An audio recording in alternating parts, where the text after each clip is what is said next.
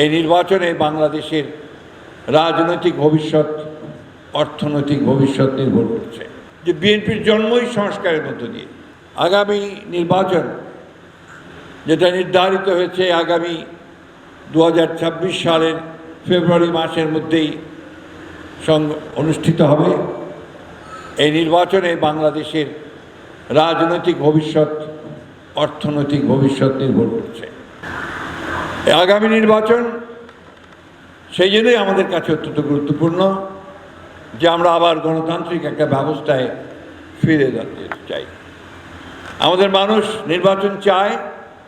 তারা এই 15-16 বছর যে ভোট দিতে পারেনি, আবার তারা ভোট দিয়ে তাদের নিজস্ব প্রতিনিধি নির্বাচিত করতে চায়, নিজস্ব সরকার তৈরি করতে চায় এবং সেই পার্লামেন্ট এবং সেই সরকারের মাধ্যমে বাংলাদেশের অর্থনীতিকে আবার সচল করে একটা সমৃদ্ধশালী গণতান্ত্রিক বাংলাদেশ নির্মাণ করতে চায়।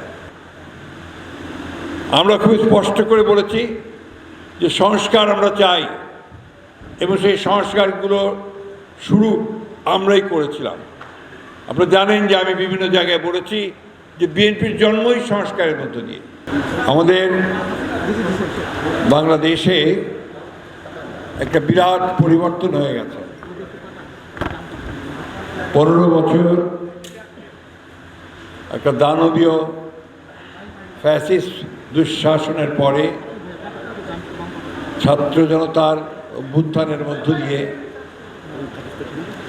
আমরা গণতন্ত্রের উত্তরণের একটা সুযোগ পেয়েছি।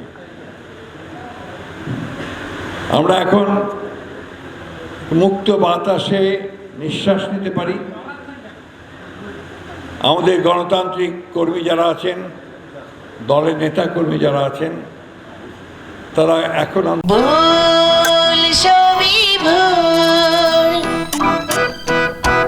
অন্তত রাতে নিশ্চিন্তে ঘুমোতে পারে। সেই 2001 সালে যখন আমি প্রথম আমার দল আমাকে মনোনয়ন দেয় এই আসন নির্বাচন করবার, তখন থেকে কিন্তু আমি আপনাদের সঙ্গে আছি। কখনো পরাজিত হয়েছি, কখনো জয়ী হয়েছি, কিন্তু কখনো আপনাদের ছেড়ে, রাজনীতি ছেড়ে আমি চলে যাইনি। একইভাবে আপনারাও কিন্তু বিএনপি ছেড়ে চলে যাননি। এখন এই যে একটা উত্তরণের সুযোগ আমরা পেয়েছি, এই সময়টা আমাদেরকে অত্যন্ত সাবধানে, সতর্কতার সঙ্গে পা ফেলতে হবে। আমাদের মনে রাখতে হবে যে আমাদের ভুলের কারণে, রাজনৈতিক কোনো ভুল পদক্ষেপের কারণে আমরা যেন আবার সেই ফ্যাসিস্টদের নির্যাতনের কবলে না পড়ি। অর্থাৎ ফ্যাসিস্টদেরকে আমরা আর ফেরত দেখতে চাই না।